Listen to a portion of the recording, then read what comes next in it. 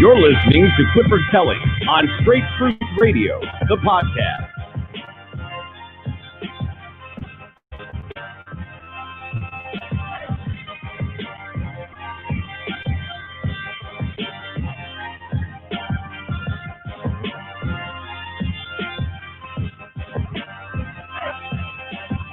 Grace and peace be unto you from God our Father and the Lord Jesus Christ. This is the Straight Truth Radio podcast, the place where the lip of truth endures forever. I'm your host, Cliff Kelly. Thank you for tuning in today, the place where we're just trying to bring understanding to end-time events. Again, we're here with another episode, and again, we're glad that you are here. Just before we get started, we just wanted to share with you some ways that you can contact us. We, again, appreciate all of the input that we've been receiving, and those of you who have been watching and viewing us, and we thank you for all of the views that we have, and the listenership on the audio podcast. But continue to reach out to us as we're trying to answer the questions that come up in regards to why things are as they are, where we are in on God's prophetic timeline, and where we're going. Again, you can continue to hit us up. You can email us as those some of you already have at straighttruthradio@yahoo.com. That's straighttruthradio@yahoo.com. Those of you who are watching us on the Facebook platform, Cliff Kelly, and then we also post other things along with this podcast, the replay and everything on Straight Truth Radio page. Also, if you're watching us via Twitter, or you can watch us on Twitter at Straight Truth R1, at Straight Truth, the letter R and the number 1, at Straight Truth R1.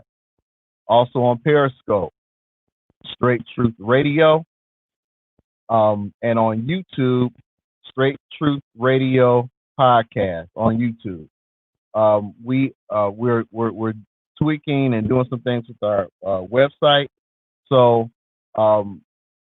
you can take a look at the page. I invite you to take a look at the page. Our website is the number 4 straighttruth.org. That's 4straighttruth.org. Those of you who you listen to the audio podcast later on, just enjoy the audio. Continue. We appreciate your listenership, and please share. We're on Anchor, Apple, Breaker, Overcast, Podbean, Spotify, and SoundCloud. Again, that's Anchor, Apple, Breaker, Overcast, Podbean, and SoundCloud and Spotify. So today we're getting this episode here. You know that we have been this month we've been looking at this series, The Saints' Place in the World, and today we're getting ready to bring in our guest for this evening, Elder Vernon Harper, a man that I've known for quite some time. Actually, I got a chance to when I first answered my call to ministry, or even before that, when I actually returned to church, or when I returned to church, there was a little small period of backsliding. But then when I returned to church, this was just one of the few men who I mentored and looked up to as I tried to walk this life out. So I'm glad to have him here with us. And so without further ado, I'm just going to bring him in, Elder Vernon Harper. Hey, how are you doing, sir? Good. I'm glad to be here. I'm honored to be here on your show. Yeah, and back, I remember those days when you were I was taking care of business. So, I don't know if I was taking care of business. I was trying to live right. You trying were. to learn how to live you were right. trying to live right. But when you were president of the youth, you were doing what needed to be done, and you were somebody I could look to and count on. If I asked Clifford Kelly to do something, or if I asked him about something, I didn't have to think about it a second time. It was handled. Well, I appreciate that. I appreciate that. Those were some wonderful, wonderful days. They were. You, Michael Townsend, Yeah. Rodney Preston. Oh Right.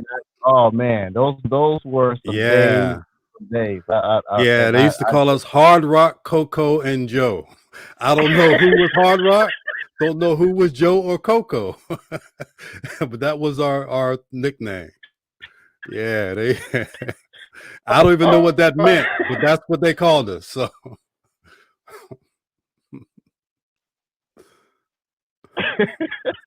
Okay. And so, as you can tell, we've been having a little problem with this, with the Wi-Fi in the past couple of weeks. We don't know exactly what's going. Well, I kind of know what's going on with that, but we rock on anyhow. Um, we're trying to do some things about that, and we're going to continue to rock on anyhow. But anyway, I'm so glad to have you here, Pastor Vernon. Tell us exactly what it is you're doing. well, I'm excited because I've gotten 5 episodes in on my podcast that you can watch on your favorite podcast platform, whatever that might be.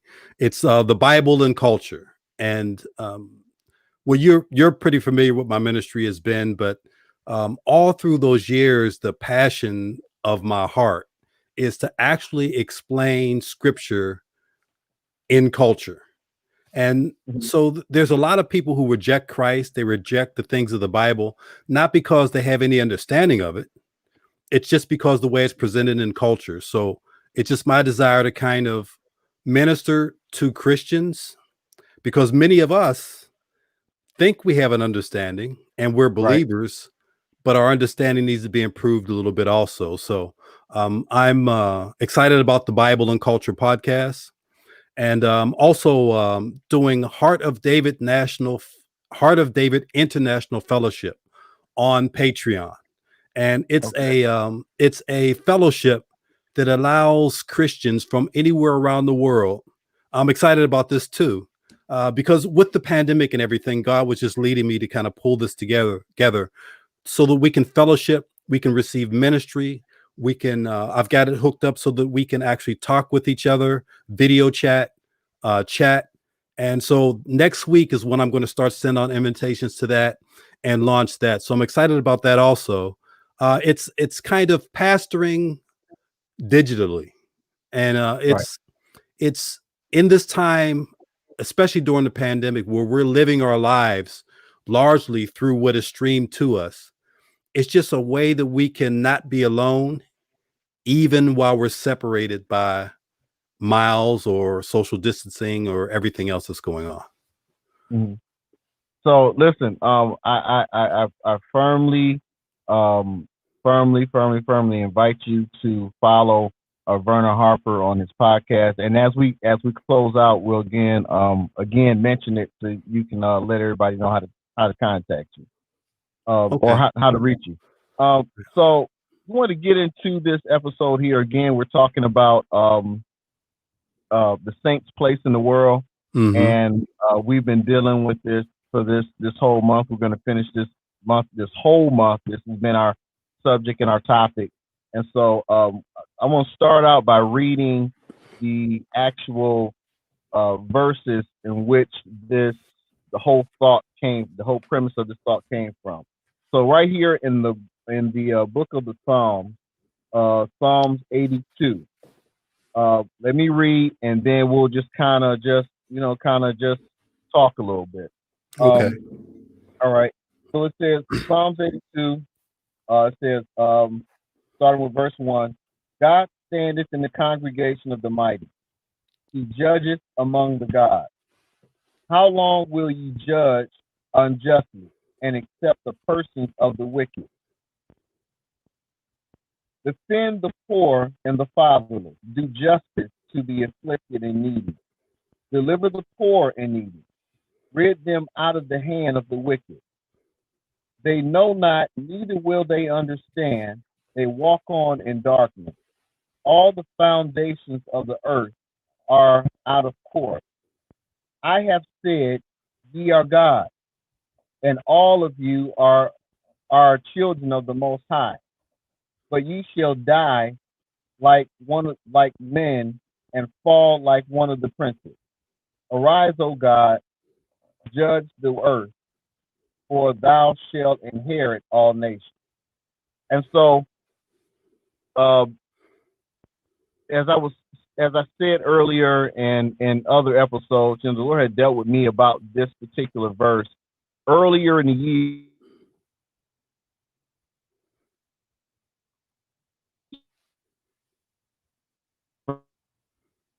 I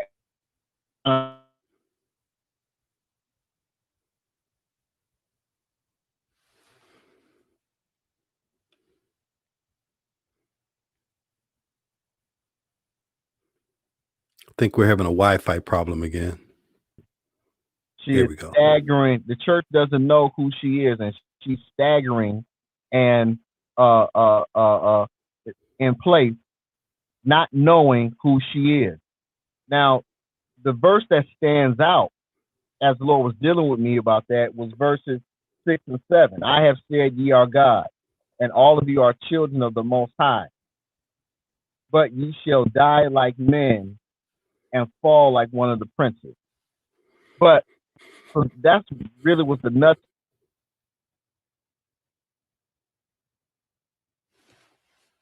that came from.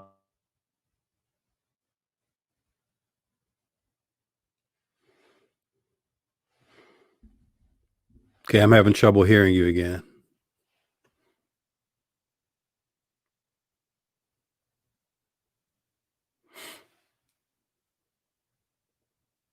Yeah, I can't hear you, and look like you're frozen.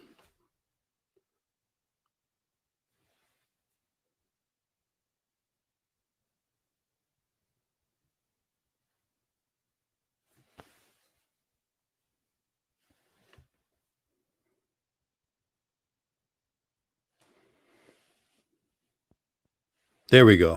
Okay.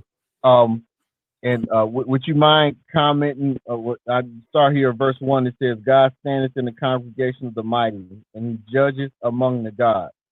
How long will ye judge unjustly and accept the persons of the wicked? When you kind of read the psalm and you get into it, what kind of comes to mind to you in this discussion here?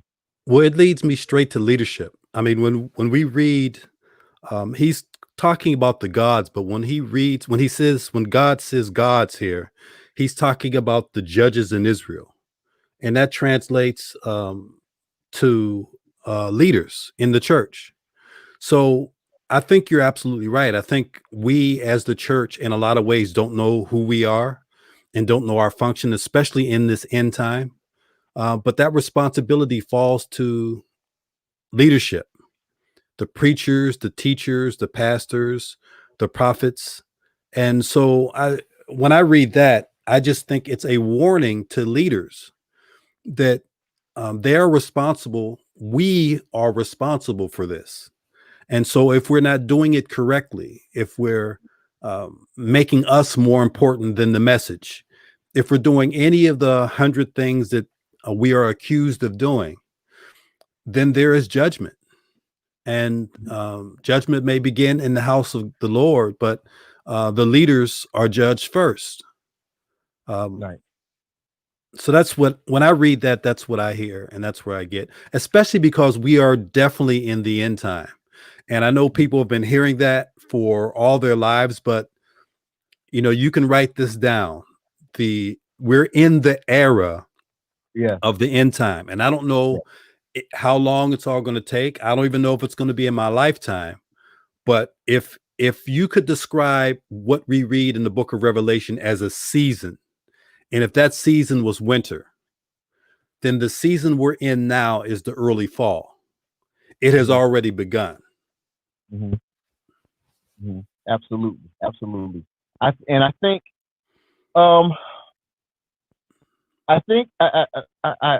my wife and I were talking, and she said something. I got to give her credit. I got to give her credit. Sometimes she I'll say stuff, and she said, now you got that from me, and you didn't even give me my props. So let me give Maya her Careful props. now. Yeah. Let me give her. See, the problem is, I try to give her a mic, and she won't take the mic. So I just Okay. I just I take her got you. stuff. Right, right. So You got to take the mic. Right. I mean, come on now. There's a responsibility that goes with the credit. That's but right. Anyway. Yeah. But anyway, so we were talking, and she said, she was saying that when we look at the church is so different now because, and it's like you said, we know that we're in the end times, and sure, we struggle with it. We struggle with this, but how do we know that? But it's a lot of what happens, or we know that God is not the God of confusion, but yet there is confusion. Right. We know that God has not given us a spirit of fear, but yet there is fear. Yes. So we got to look at. So we know that God is not the author of confusion, and we know that God has not given us the spirit of fear. But we realize it's here. Right. Then where did it come from? And now, how do we deal with it? Right. And so, the fact that we were talking and she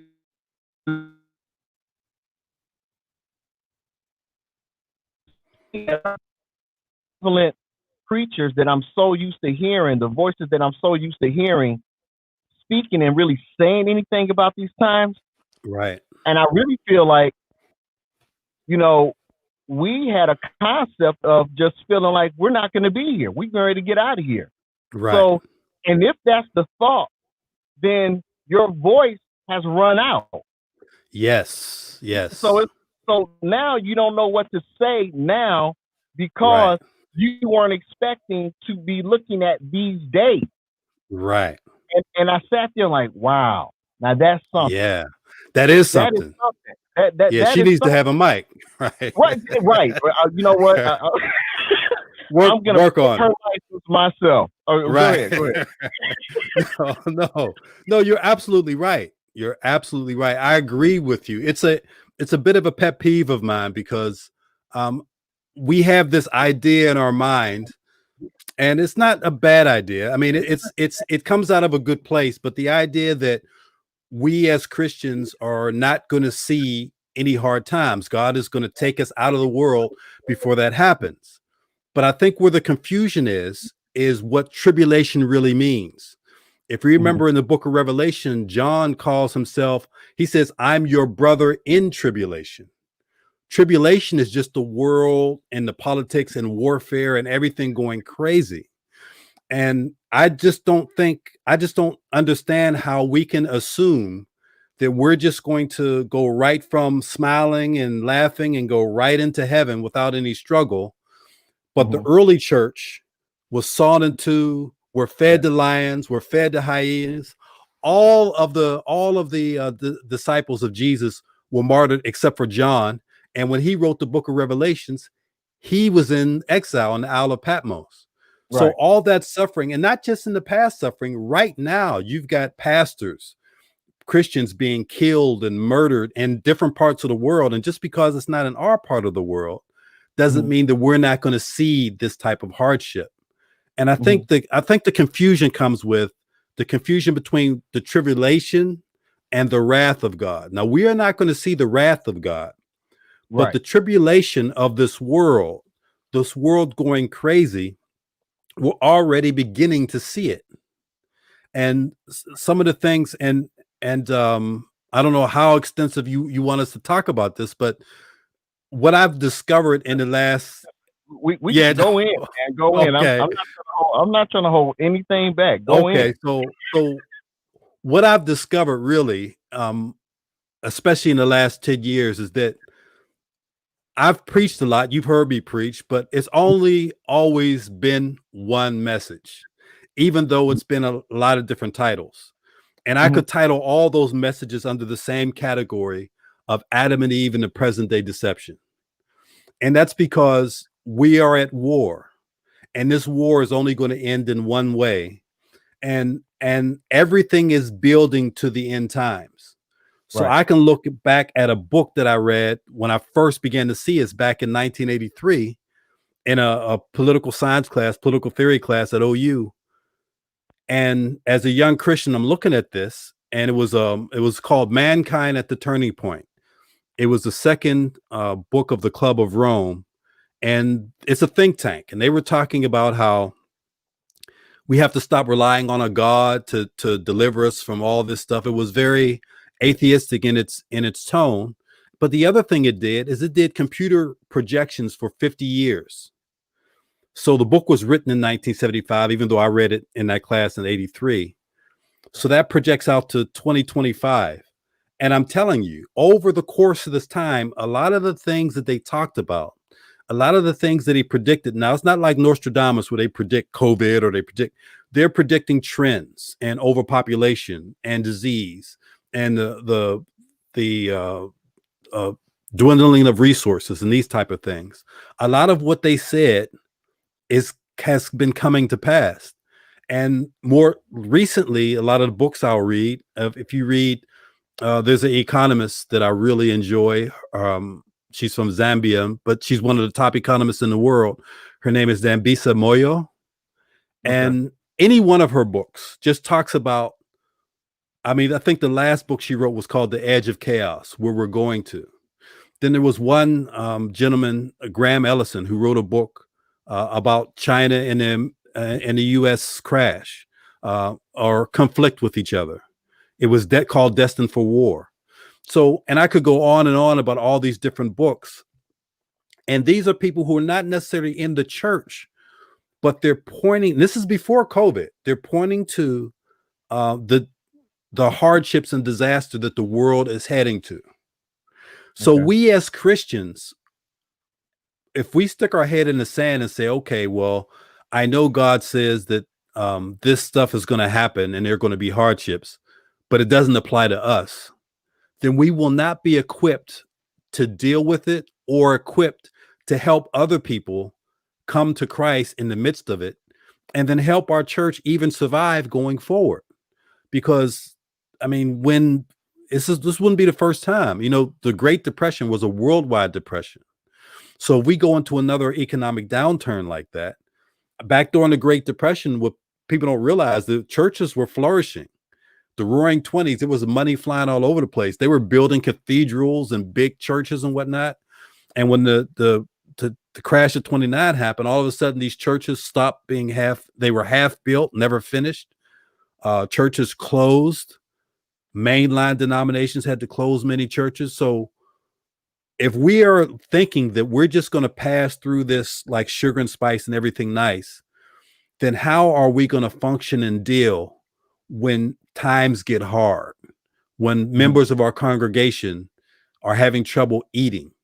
The food banks are already being strained because they have less volunteers, they have less food, and they've some places have doubled or even tripled how many people are going to the food banks to get food. So this is the beginning of the end times. And I know people doubt that because they've been hearing it all their life.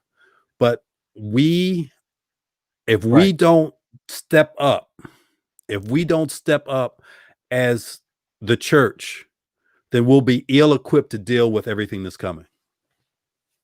Okay, so then let me maybe kind of open that up a little bit and ask you, how do you see? So we know that there it seemingly is a problem of maybe of some of the inadequacies of you know what it is what it is we're doing or our presentation. So then let me ask you then, what do you think? What do you believe the actions that the church should be taking? How do you see the church? And where should we be? I think that we are very much a first world church here in the United States and in the West in general. And what I mean by that is we live in a post-Western culture. And what that means is that, okay, so let me just kind of start from the beginning. You asked a good question. Let me try to do it justice here. So I think sometimes we forget that the Western society and the church basically merged right around in that 3rd century, 4th century AD in Rome. So the Edict of Constantine, when he basically began defending the Christian faith, and the Roman government and the Roman culture merged with the church, it changed the nature of the church, but it also changed the nature of the Western world. So long story short, what that has manifested into us right now is that we feel like that our Christian faith is tied up with our governmental beliefs. Now, I don't necessarily, as a Christian and as a American, as a member of the United States, we have to be political. We have to do that. But if we look at the early church, they changed the entire Roman world without any political clout. They did it one heart at a time with the gospel message.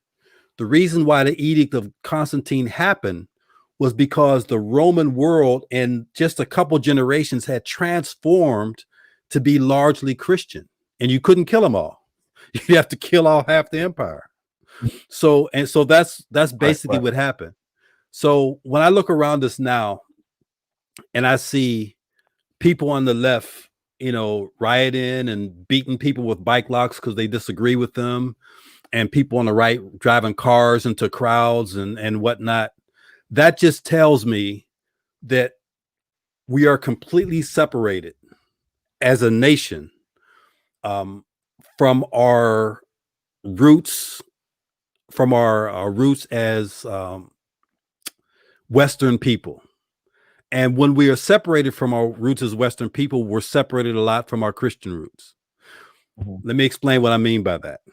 Okay. So even an atheist, whether they know it or not, adheres to Christian values.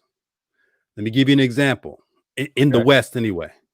So in the Western world, people talk about, the rights of the individual. Well, that didn't exist in the West in any real way. If you are a Roman citizen, you had rights. But if you weren't a Roman citizen, you had no face in the courts. Anybody could treat you any way they wanted to. And remember that famous scripture with Paul in Acts, where he was about to be beaten. And he said, wait a minute, you paid for your Roman citizenship. I was born a Roman citizen.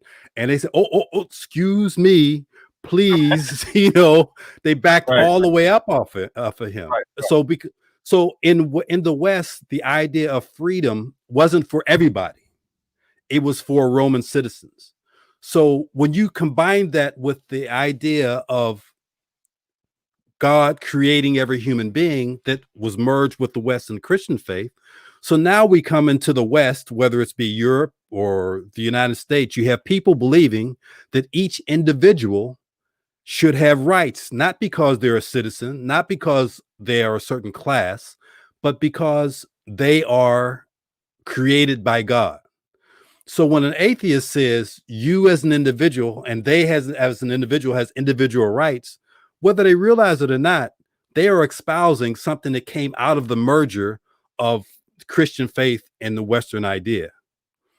And so since we're largely, the culture is rejecting the Christian idea, but trying to hold on to some of these Christian ideas without even realizing it, like each individual being free, that allows these ideas to kind of warp.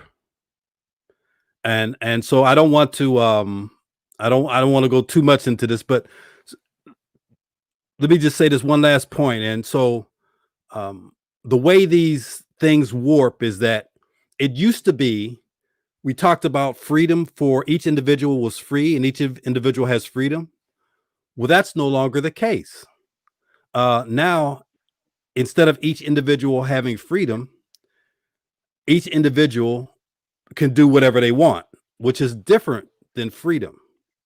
The Western idea of freedom, especially after combined with Christian faith, was that you and I had a responsibility to try to do our best self, to try to aspire to noble purposes and causes. Now that's no longer true. Now freedom means I can do whatever I want to do, whatever I feel like doing. It doesn't have to be noble. It doesn't have to be right. It doesn't have to be moral. It can be whatever I feel like doing. So we are forgetting our best selves. And because we've become more political and less Christian, we're just out there. And when I say we, now I'm talking about the United States or Europe as a whole. And we're seeing it manifested. People are having ideas that were originally Christian or had their foundations in Christian thought, and it's no longer there. So we're just losing our minds, basically. And that's what we're seeing. Mm-hmm. I don't know if that rant made sense. I didn't mean to go on a rant, but no. Yeah. I think it's very helpful. I think one of the problems is that with at least with today's church, we have these ideas and ideologies as to why it is as to how we function and why it is we function.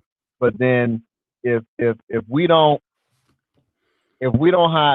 have groups or pockets of people that don't agree with us, right, then later for those guys that self-righteous, they don't, they crazy, right, they don't know what they're talking about, right, and we have a whole confused and divided church because right, we don't talk, because we're not talking. And right. so that's the one thing that the Lord has really impressed upon me, is to have the conversation. Yes. Because without it, number one, there is no understanding. Right. And people say what you have not said. Right. And so, and you know what? And they attribute it to you. Right. And they attribute it to you. And it's funny because that's what, when you look at 2 Thessalonians, in particular, the 2nd chapter, that's exactly what Paul's letter is about, because right. right. he all of a sudden now he has to defend his work, right? Because there are folk co-signing his name to their mess, right? And they're co-signing his name to it, and right. Now he has to defend. Now wait a minute. Now I was once with you, and I told you, right. There's this doctrine of imminence. The Lord can come at any time. He can come whenever he gets ready, and Paul was like, no, that's not what not what I've said. Right. That's not what I've taught. That's not even what Jesus said. Right. So he has to go through and start breaking down. He said, now remember, I once told you. Right. He tells you exactly when the rapture is going to be. This can't happen. The Lord is not coming until right. Until number one, until a great falling away. Right. And then the man of sin, son of perdition. So he starts going through and going, and then when you get down to I think it's around the 11th verse of that chapter, chapter 2, he says, now because people have loved a lie and would not, and they would not buy the truth, or would not love the truth, he says God has allowed them to be deceived. There you go. So so you have a lot of, watch this, you have a lot of saints, right, who are deceived. Yes. And you hate to say that, but and that's why I try so hard to have the conversation. Right. So when I'm getting ring,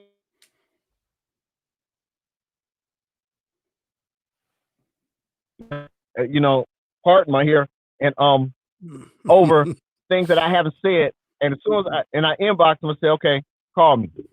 Call me. Now everybody's keyboard tough because you're hiding in your living room. Right. But as soon as I say, call me, just call me. Then you don't hear from them anymore. Right. So sometimes people don't even want to have an understanding. No. They're pleased with where they are because they think they're right. Right. And for me, I don't care about being right. I don't. Right. I'm not trying to prove. I'm not trying to prove a point. Right. I don't care about being right. Right. I don't care about. I don't care about titles. And the reason why I don't.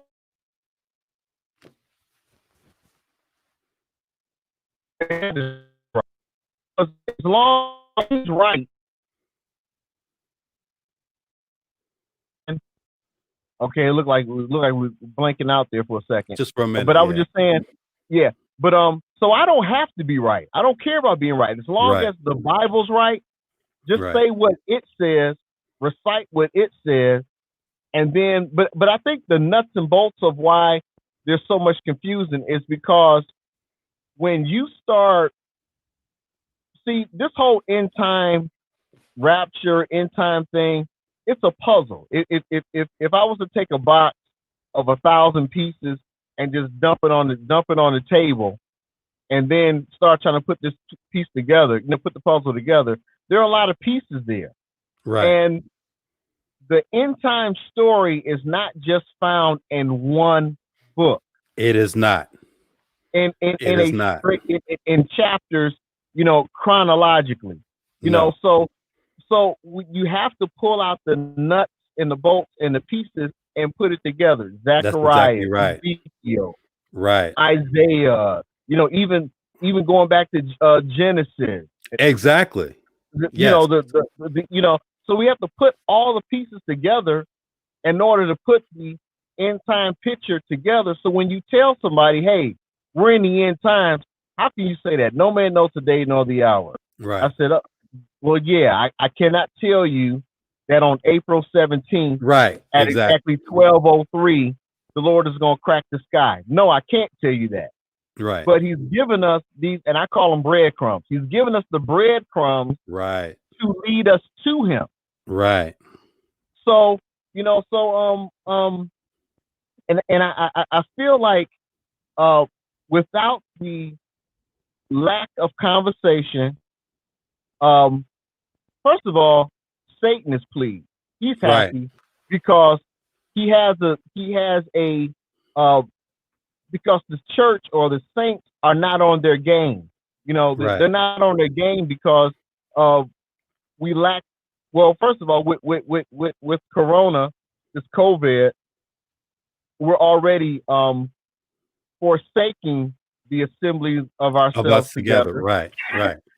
Yes. So COVID doesn't allow us to assemble ourselves, and then the governing forces, even if we put all the CDC safe practices in place, we have certain governors or certain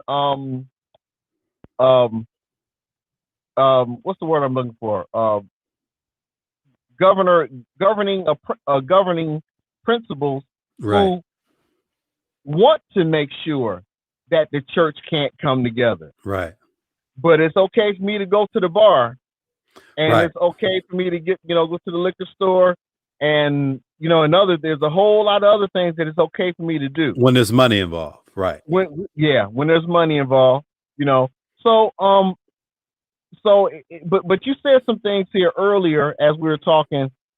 It seems to me like the church belongs, or I'll say not the church, but the saints, that we missed a lot of opportunity by not getting involved in politics. Right. Because we are comfortable with church, we're comfortable having church, we're comfortable, with our services and how God moves in the church. We use the scriptures, come out from among them and be ye separate, saith the Lord. Mm-hmm.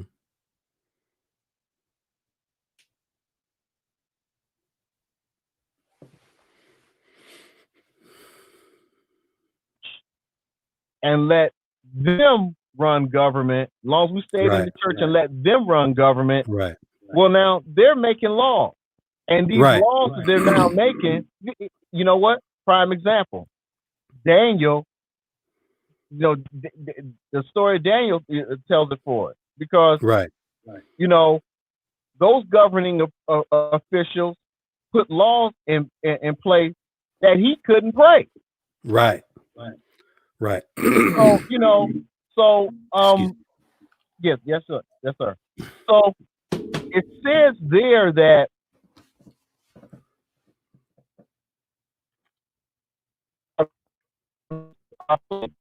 we're now again there has to be a calling to, you know, walking in politics. Not everybody can do it. Just like not everybody can pastor, not everybody can teach. You know, so yeah, obviously, you know, there are certain ones who have to have a call to it and an anointing for it. But I think that this psalmist here is really hitting on something when he says, "How long will you? How long will you judge unjustly?" You know, he says, defend the poor, the poor and fatherless. Deliver the poor in need. And he's talking to his people. God is talking to his people. Elder Harper. I'm sorry, you froze again. I'm sorry, what was that? Yeah, go ahead. Okay, so now, yeah, saying, no. You hit on a lot of good things there, and I agree with you. I have a saying. It's that we walk by faith and not by sight, but God still expects us to look both ways when we cross the street. And so we, as Christians, we have to be involved in politics just as a citizen of a democracy. To stick our heads in the sand and say we're not going to participate in politics, we have to do that. I see this as a the larger scope of what God is doing. And I see that the United States, I feel like the United States is beginning to go dark. And as the United States and the West goes dark, that means the world will go dark. And so as we come under judgment, what that looks like is how it's always looked like, even for Israel. So and what I was talking about before, as us forgetting our Western roots and whatnot, we are now becoming sensual. Now, when the saints hear sensual, we immediately think sexual. But that's not, those two aren't the same things. Sensual means you live according to how you feel, your senses, what feels good. And so Western people, combined with the Christian idea, the reason why we have the government that we have and the laws that we have was based on Western rationalism, people thinking. But as we're turned over, see, God's judgment, people think God's judgment is God is like a school marm just waiting for you to mess up and he wraps you on the hand. When God tells you to follow him and you say no, a human being is the only thing in the universe that can say no to God.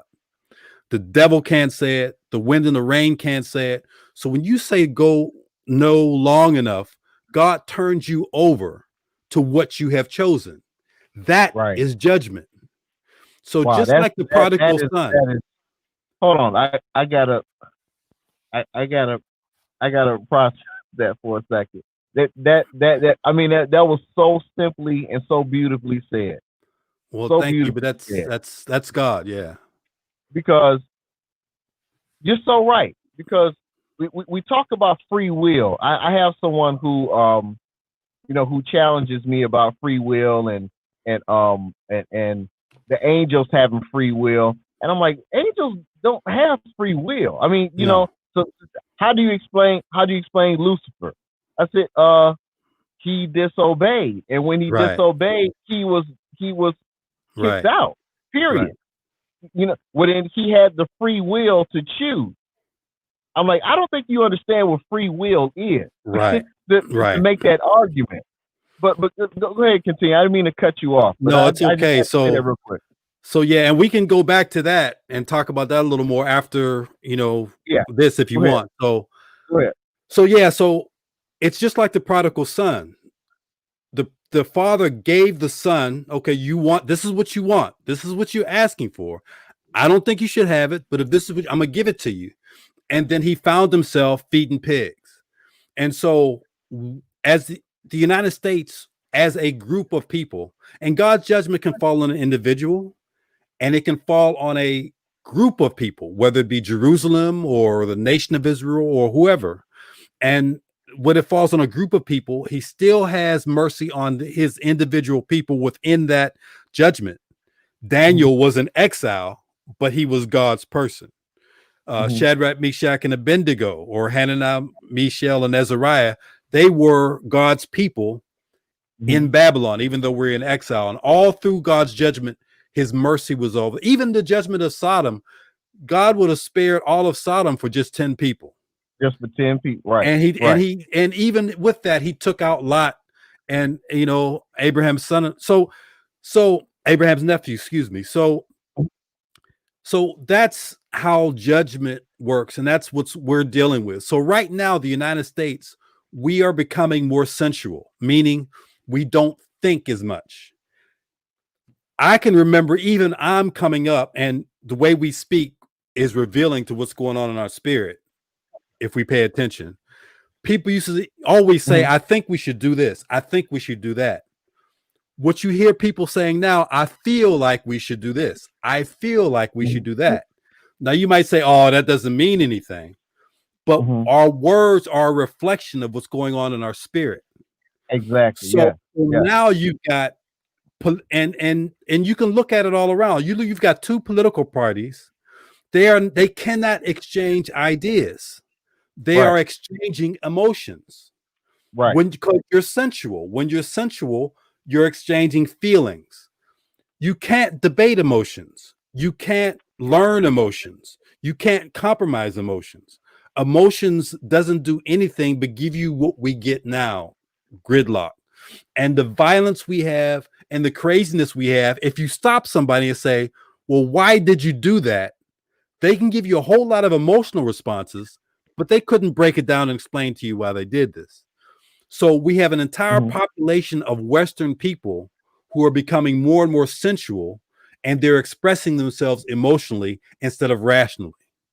So when we look out into politics, this is what we're seeing. We're seeing God's judgment manifested in the sensuality of our politicians, of our legal experts, of our citizens, of everybody. And so we can't succeed. A Western government cannot succeed without ideas. And all it's being fueled with is emotions. Politicians don't even try to give us ideas anymore. They just want to get us, get our emotions stirred up. And this is a tool of the devil. This is a tool of the devil. So even you and me as an individual, and there are people who are listening to this, all the devil has to do, you could be building the most perfect business or the most perfect relationship or whatever you want to be building. All the devil has to do is reach over and touch your emotions, and you'll spend the rest of your week tearing everything down you built up because he's allowed you to become sensual. And so this is where we are, and this is where we are in the nation. This is why we see the violence we see. This is why we see the lack of not being able to come together. It's because we are our judgment is we are being turned over to that that we had chose, and what we chose was to be more sensual, whether it be sexual or whether it be feeling or whether it be doing whatever we feel like doing. We are more sensual, and this is what we're seeing. Wow. Yeah. So there was a part in there that so you said it one way, but I haven't. I kind of saw it, and I've been saying it. I've been saying kind of the same thing, but the way that I articulated it, it's been we have mixed our ocracy. It's how I coined it. You know, we've mixed democracy for theocracy, Oh, okay. or you know, we've Right, mixed theocracy in right, areas where theocracy, it seems theocracy is should take preeminent.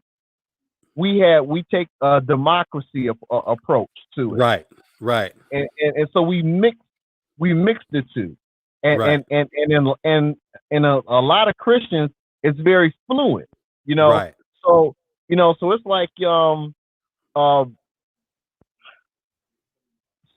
it uh I just it's troubling, because if we have it mixed up, then our sphere of influence, what do we, I mean, what do we have to say to them, you know? what are we And if expressing? Right, right, and if we don't have an answer, that here's the thing, here's what's so important,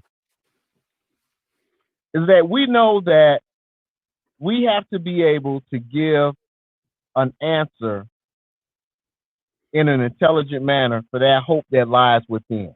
right, But if we don't have the nuts and bolts of it down, or we don't actually know, um, because we ourselves are so confused and emotionally tied up, right, like you're saying, then what can we really articulate to those who we know need Christ?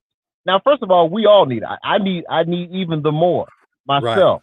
right, But those who don't even have the little bit of what I've experienced, what I've loved, and what I desire, what right, I share, what I want for, long for.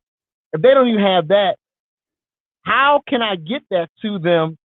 And I don't even understand, right, or can't give an answer to this hope that lies within. right, right. And so if we're both sensual, if at me as a Christian, I'm sensual too, I can't share anything with you except my emotions. And my emotions is going to drive you away, because I mean, it's it's just the perfect analogy I always use is, you can't come at somebody angry, you can't come at somebody emotionally, because they won't receive it. That's, we just don't.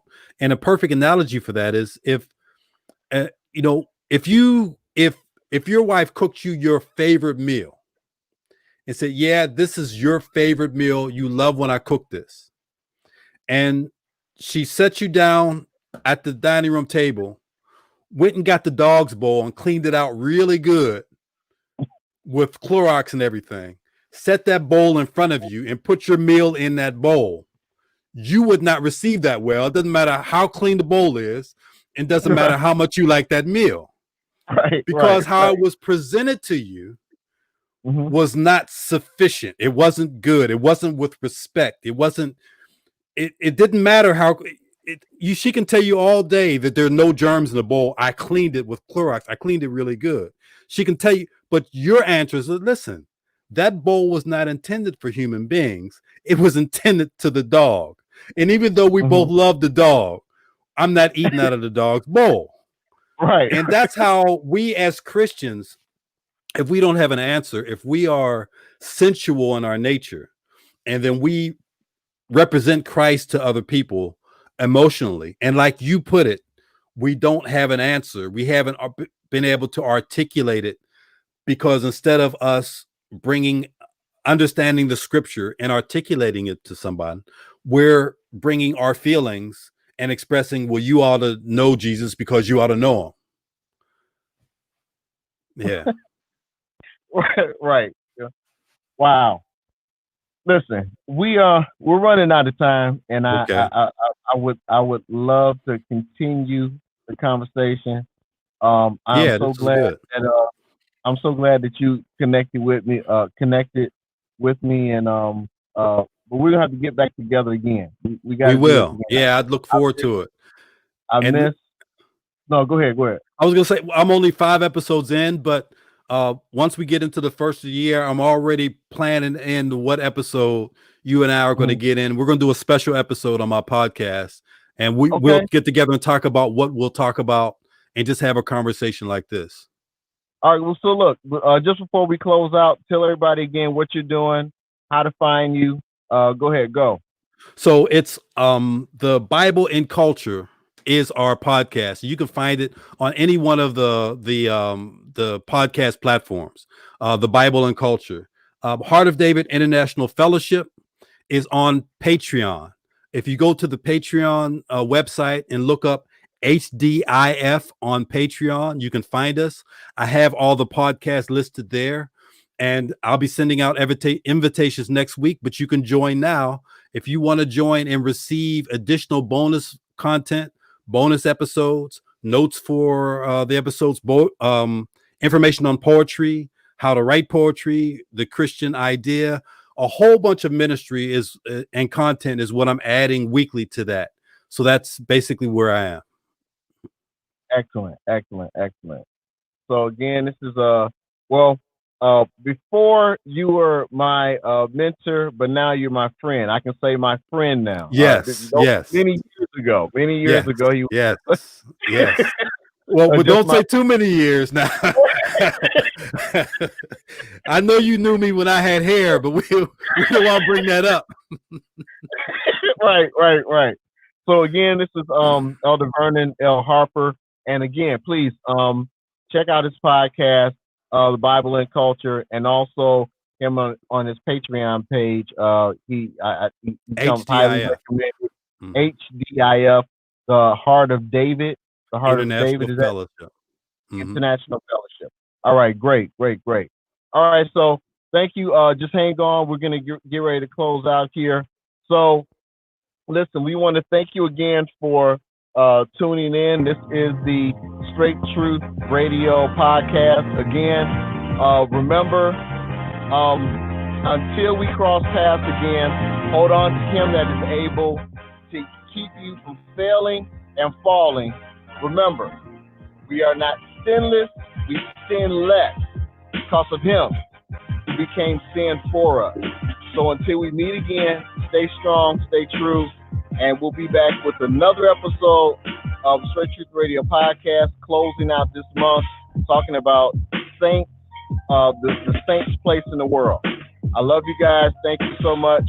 I didn't give you any of the contact information. Again, trying to hurry up and get out of here, but you can hit me up, Straight Truth Radio at yahoo.com. That's Straight Truth Radio at yahoo.com. Also, Facebook, Cliff Kelly, and also on the Straight Truth Radio page.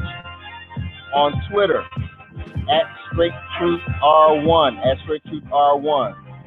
On Periscope, Straight Truth Radio, and on YouTube, Straight Truth Radio Podcast, and also check out the our website, forstraighttruth.org, forstraighttruth.org. God bless you. We'll see you next week.